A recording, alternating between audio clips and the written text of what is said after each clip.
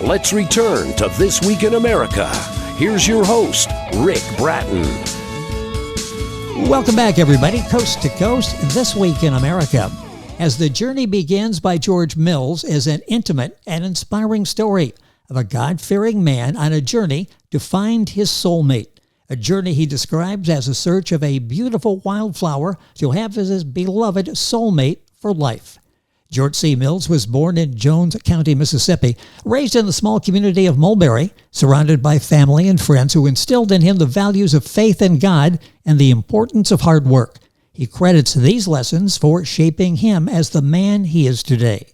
After finishing his education, he joined his hometown National Guard. While on this journey of life, George wrote several books such as the Journey Begins, the focus of today's interview, Looking Forward as the Journey Continues, and many others, including Clay's Battle Between Love and Lust and Clayface's Gloria's Ultimatum. And George Mills, author of As the Journey Begins, is our guest on This Week in America. George, welcome to the program. A pleasure to have you here. Thank you, sir, for allowing me to come on and talk a little bit about the books. Well, it is our pleasure. Interesting books available wherever books are sold. I'll give you George's website. You can go there, get information, and of course, order there as well. Share with us about this journey, the book journey, how it came to be. Where did this idea come from to put the story in book form? I went through a divorce back in 2015 after 25 years of marriage. And I was talking to some friends one day on our way back from work, and they said an opportunity missed is an opportunity never gained back. I've always wanted to write a book from the time I served in the Guard and we was deployed overseas to Iraq. But I didn't get around to writing it. So after I went through my divorce, to take up the spare time that I found myself in, I said, I'll write that book. So I bought me a college notebook paper and just started sitting down and writing it and talking to some of my friends as I was going along writing it, what they think about it. And they said, you got a unbelievable imagination. You need to see where you could go with it. Yes. So I went with it, and I started out talking about a man on a search for his new soulmate. And I got to one of my other friends that I was kind of seeing during that time, and she said, why are you writing this? Why don't you write about yourself? So I got to a point in there. The old saying goes, I'm waiting for my ship to come in. Yes. I use that to start talking about myself. So I somehow or another put myself actually into the book, where it's supposed to be just about a man on a journey looking for his new soulmate. And I go from, well, the character goes from place to place looking for his new soulmate, and he don't find her. And I start talking with my characters about myself. They ask me questions about how was my childhood when I was growing up. And I tell them little short stories about my childhood and everything. And then I'll go back into the portion of talking about searching for my soulmate. Yes. If that makes any sense to you. It makes sense, and you're very relatable. Talk about that, and we really feel we know you by bringing yourself out and the honesty in your writing. This book we're talking about is As the Journey Begins, one of a series by George Mills, our guest on the program. This really is relatable. You're sort of every man, and we learn who you are. We learn what you're trying to do. Talk about that aspect of it. I'm the type of person that I don't talk much, because when I was born tongue-tied. My tongue wouldn't let me make words or syllables or anything. And once the doctor found out that's what the problem was, he cut it or clipped it. And being a young newborn, as you grow, things have a tendency to grow back. And it gave me some disability as far as being able to speak proper English. Yes. And that's what one of the things that people have told me, that it's unique, it's authenticity, it's who you are, it's not trying to be somebody else that you're not. And when I sent it off to Christian Faith Publishing Company to see if they would be interested in publishing it, 2 weeks later, the young lady that works there in their review of the manuscripts and everything, she called me and said that they loved my manuscript and they wanted to know if I wanted to have it published. I said yes. I laid out a yell that everybody in the shop come running to see what was wrong. Oh, yeah. And I said, well, they wanted to publish my book. And everybody cheered for me, like, yeah, we told you it was that good. I said, well, I guess the only way that I can really, truly express myself is to put my words down on paper. And even then, it has a little tendency to be off. I have to write 2 or 3 times. And one of my friends asked me, why are you changing it so many times? I said, well, it's not coming out the way I want it to. Yes. And I changed it. She read it. She said, that's pretty good. She read it again. After I went back in there and changed it some more, she said, why you keep changing it? It was good the first time. Leave it alone. It's good. Yeah. But I'm the type of person, it's got to be not perfect, but close, and I got enough of red line. I thought I was back in high school again. You know how your teacher takes you a red pen. Oh, yeah. Mark through something. I've had my share of those as well. I thought I had, time they'd done all that, it wouldn't be nothing left to publish. But I could take enough out of that and probably write another book. They had changed up some of the wording in the book that they say, well, that's not the way, people talk nowadays. Well, I said, yeah, that is the way they talk, because that's the way the female that I was talking to at the time answered me. So I left that in there, because that's the way she responded. So needless to say, they won the battle. So I just let it stay like it was. They have the ink, so they'll go ahead and make the changes as they want. And this is the first in a number of books, and we'll talk about all of them with George on the program. This one is Where It All Begins. As the Journey Begins is the name of the book. His website is very simple, author George Mills, MILLS.com. Link on our website, thisweekinamerica.us, and you can get information on George, this book, and all of the others in the series, and order them there as well. George, what is the central message of the book? Talk about that and how it reflects maybe your personal beliefs as well as experiences. My personal beliefs are that Jesus was born of a virgin woman, and he died and raised in order to redeem us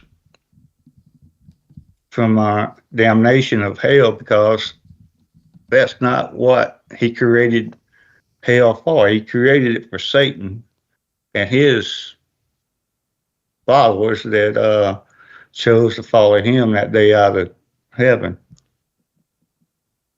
When he tempted Eve with the fruit of the unbidden fruit that they were supposed to eat, but they ate it anyhow.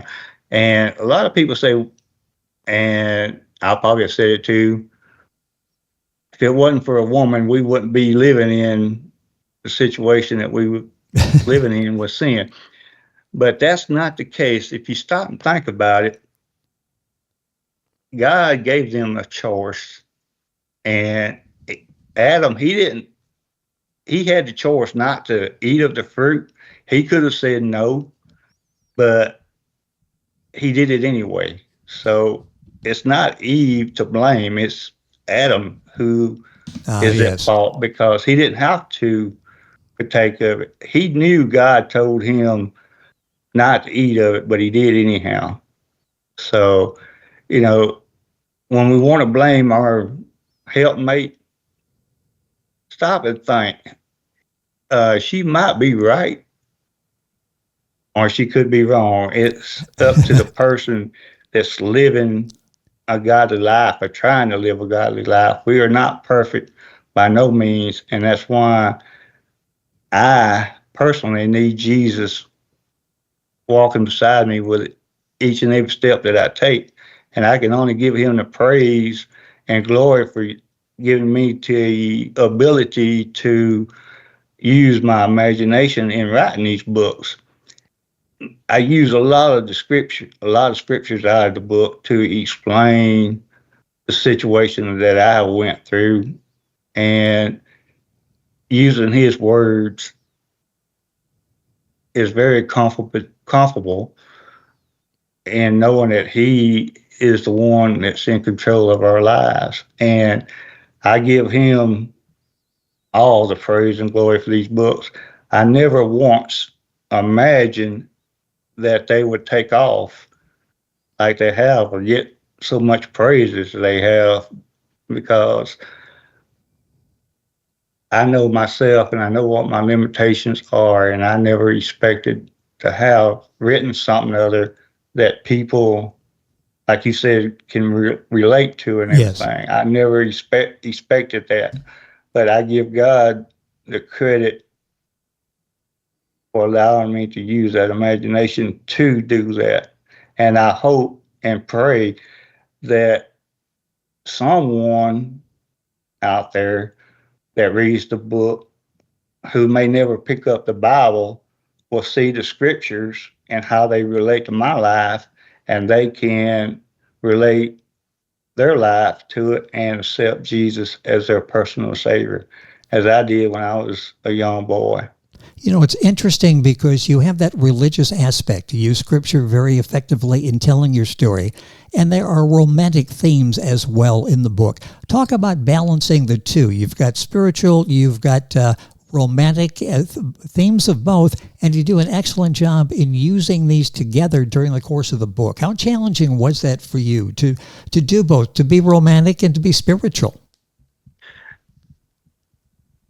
To keep the story in line with the Bible, as a man who reads his Bible, I can tell you that anyone who has read the Song of Solomon and understands how it was written will recognize that a person born as a man will desire a woman who's born of the flesh as well. You know, it's somewhat, well, I wouldn't say somewhat difficult, but I found it to be easy knowing that God is our guidance.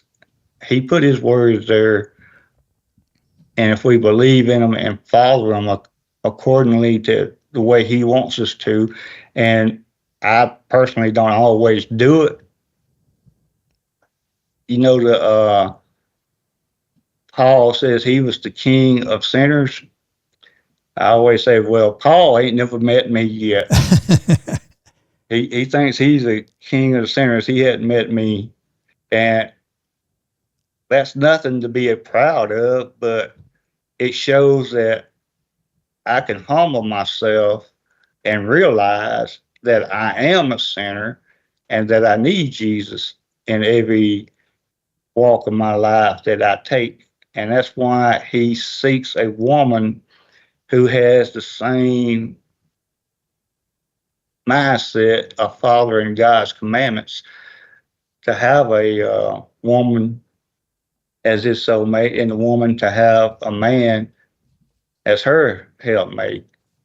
Because that's the way God created us, is to be as one. Because he Yes. did take the rib from Adam and create her for him as a helpmate. And she's not a footstool, something other that we could come in and say, well, you ain't got my supper on the table. You ain't got my clothes washed for the next day or laid out.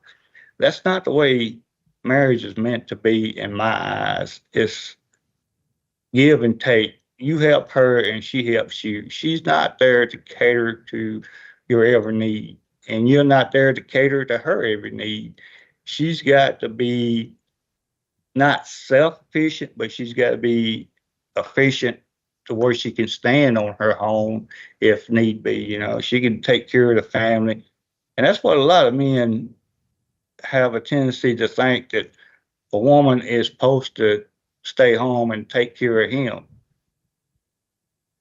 I don't necessarily agree with that. Yes. I did before I got married. I thought me and my wife, she was supposed to stay home and take care of the house, and I'm the man. I'm supposed to bring home the bacon, and she's Yes. supposed to cook it. That's not necessarily 100% true. It, like I said, it works both ways.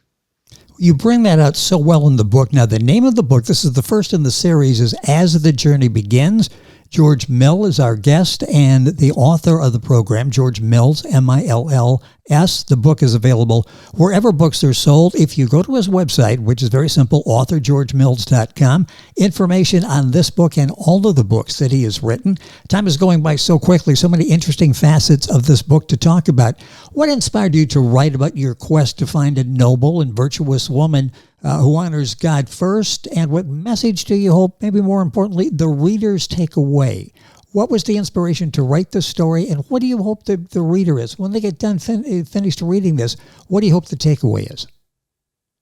The takeaway, I hope that they will, like I said earlier, they would see where I use the scriptures to help me cope with the situation where I went through a divorce and everything. Marriage is a holy matrimony. It's between the man and the woman that God has joined them together, and they both should and have the desire to serve God. And that's why I was saying, it's not just her place to stay home and take care of the house and everything. It takes both of you working together to make the marriage last. I want to say that I realized that after I went through my divorce, that, I just lost my train of thought, that she is your helpmate and nothing more. She's not your footstool to walk over, to have as a handmaid or what have you. Yes. Well, you do such a nice job in doing that, and you make us all think as we're reading that, entertained by your book, entertained by the journey that you're on. But there are lessons for all of us in the book, and that's why As the Journey Begins, it's the first of a series of books, and we'll talk about that here in a second, that George has written. This book available, of course, wherever books are sold, directly to Amazon, Barnes & Noble, the usual places. More importantly, to George's website, authorgeorgemills.com. Time going by quickly. I want to talk, looking at the book, you have unexpected twists and turns on this journey. Talk about some of those and how they affected the story. Actually happened in real life, and you reflect that in your book. Life is life. It's about happiness, right? And my life is not perfect by no means. Which is why I personally, as I said, need Jesus as my guidance. I'm lost for words. I can't seem to think about what I want to say. Okay. on Just pick it up there. On the subject, life throws us curves like baseball. You never know what's going to come your way, and you got to adjust to it. And the way that I adjust to it is taking God and putting Him first and say, God, I'm in a crossroads that I need your guidance on. I can't do this alone. And if we put Him first and foremost in our lives, He will take charge and lead us through the troublesome times and storms and all. One thing that, like I said, I learned after going through my divorce and writing these books, God said He will not go against our will. He give us free will to make the choices that we make. And that's one thing I prayed about, don't let this take place because it's not the way God you intended it to be. Lessons there for everybody. The book is As the Journey Begins, the first in the series. I'll mention the others here as we wrap up our conversation today. I want to talk about the theme that you have of letting go and accepting change. This is so important for all of us because nothing ever goes the way we hope or the way we plan. Those play out in the book, and you do a nice job of presenting those in a way that it's an eye-opener for the rest of us. What do you hope the readers learn from that? The fact that we have to be able to let go sometimes, and we have to be able to accept change. Change is something other that we do that comes by every day in our lives. And if we are not willing to let go of the past and accept change, how are we going to live out our lives correctly according to God's will? Yes. So, you got to be willing to accept the change. If you live in the past, you ain't going to be happy. And that's another lesson that I've learned myself. You can't dwell on what has took place in the past. As you saying, women in the dating game, you'll meet some women. Well, you comparing me to your ex. Well, yes, kinda, because you hadn't fully let go of the hurt that transpired during that time of the breakup. So, yeah, you got to learn not to compare her to your ex or to your mother for that matter, because Yes. you say my cooking is not as good as your mama. Well, you need to go back to your mama's. Yeah. It's just that simple. Just go home. Yes, not complicated at all, is it? That's right. Just go back home. The book is called As the Journey Begins. Now, that's the first in the series, followed up by other books that are looking forward as the journey continues. Clay's Battle Between Love and Lust, Clayface's Gloria's Ultimatum, Clay's Battle Between Truth, Love, and Lust, and also The Footprints of an American Soldier. Now, those books are all available at George's website. This is the first in the series. This is a real eye-opener. You'll go on the journey, and you'll decide, okay, we need to stay with George on this journey, and you'll be interested in all the others that come out in the series. His website is very simple, authorgeorgemills.com. This is an award-winning book. Talk about that for a second. This book has been recognized for the excellent writing job that you performed.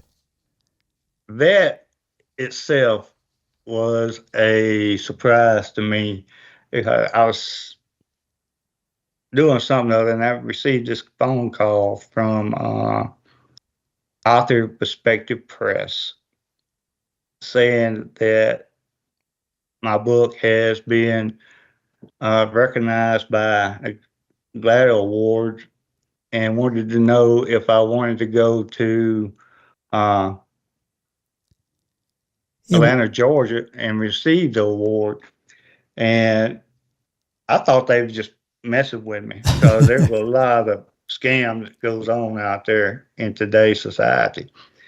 And I said, okay, I'll take a chance on this. And it actually turned out to be true. And that's one reason that I'm having the interview with you is on their behalf for achieving such an award. It was an honor for them to choose that book. Like I said earlier, I never expected something other that I've written to receive such an honor as it has. Well, it's very deserving. And the video portion of this, we got to see the award that George got. The video is up on YouTube. You go to our website, look for videos there. Our website, thisweekinamerica.us, or just Google it. You'll find information, and should be up on George's website as well, this interview. A few minutes left in the program. You mentioned Authors Perspective Press. They're a forward-thinking hybrid publishing company at the nexus of innovation and strategy, dedicated to guiding authors through the intricate landscape of publishing and marketing. That's authorsperspectivepress.com, who arranged our conversation with George to be on the program today. George, all the other books are available as well. What are you working on now? This book started, and you decided, I'm going to go ahead and begin. You talked about the twists and turns and getting this started as the journey begins, an award-winning book. You wrote others in this series. What are you working on now? You're doing an excellent job writing. Don't stop. What's next? Looking forward as the journey continued, it was it was part of the book as the journey begins, which it was supposed to be in just that one book. But like I said earlier, when I sent it off to Christian Faith Publishing Company, I wasn't completely 100% through with it. So they went ahead and published that. And one of my school teachers read the book and asked me one day, why did I leave a cliffhanger? I said, well, I wasn't through with the book, but the main reason is to keep your readers interested in what's going to come next. That wasn't the intention at all, but that's the way it turned out. And it read up to looking forward as the journey continues. Now, the footprint of an American soldier, it came along by itself. It's a standalone. It's in the series, but it's a standalone because it's about my time served in the military here with my hometown unit when I joined after I finished high school.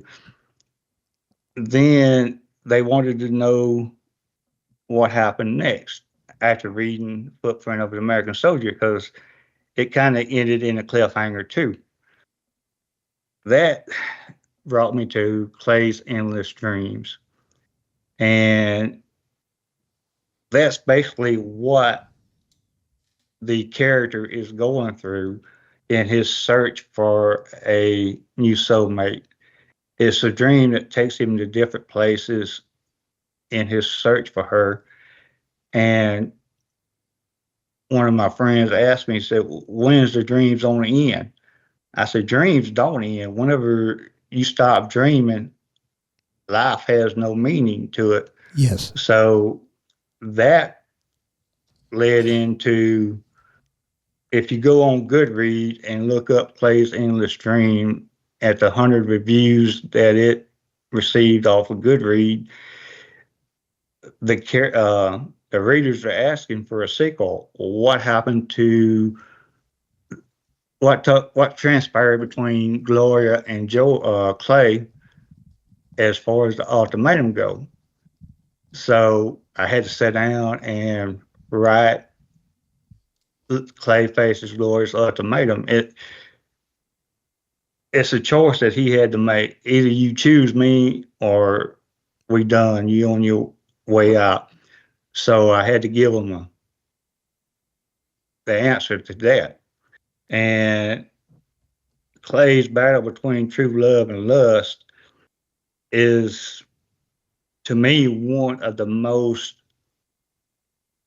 favorite book that I've written. You know, it's something other that we struggle with every day in our lives. You know,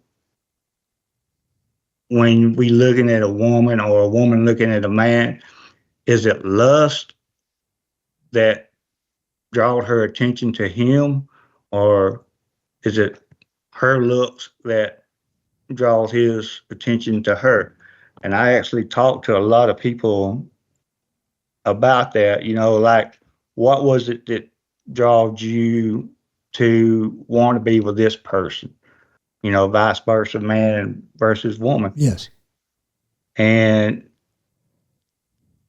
I'm not going to reveal the answer to that, but some of it was pretty good and some of it wasn't. So my characters, they talk to each other about, okay, what is your take on it? And a lot of the writing comes from my research on that, as far as reading the Bible and everything. The Bible is the best guide. We even went into Googling what's the difference between true love and lust. Me and the characters, they done their research on Google. Some of them had good answers and some of them didn't, but we chose the one that we felt that come closer to the Bible version of what true love and what's lust and it.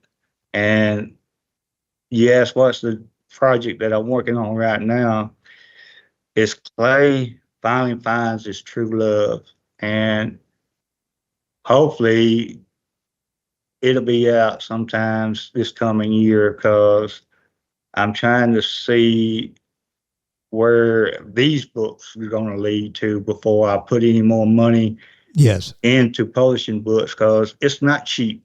I found that out, because not only do you got to publish them, you got to advertise them, and advertising takes up a lot of money. Well, you're doing a remarkable job, and word of mouth is so important as well. People read one of the books in the series, they read the rest, they tell their friends about it, and suddenly you've got an award-winning book on your hands, the first in the series, As the Journey Begins, and the secret to success is always end with a cliffhanger. Then you've got something else you want to write about. I like that, the aspect you leave these as a cliffhanger, and we can't wait to pick up the next in the series to see how the story continues. I look forward to maybe having a chance to talk to you about the new book if it's out sometime this year. Be happy to do that. All of these books are available now on George's website. It's georgemills.com, authorgeorgemills.com. Put the author in the beginning, authorgeorgemills.com. Link on our website, thisweekinamerica.us, and you'll be able to link directly onto the website that George has and get information there as well. The first in the series, As the Journey Begins, a journey he describes as the search for a beautiful wildflower to have as his beloved soulmate. The journey takes him remarkable places. It's a great story, an award-winning story, and available wherever books are sold. I'll direct you to his website. George, it's been a pleasure. Great having you on the program to talk about the book, the entire series, as well as this book. Congratulations on the success, the award. Look forward to the next in the series. Thank you so much for being with us. I appreciate it, Mr. Rick, and hopefully we'll be able to get together another time talking about the Clay finally finds his true love and lust. I'm looking for a co-writer, because it's supposed to be Clay finally finds his true love.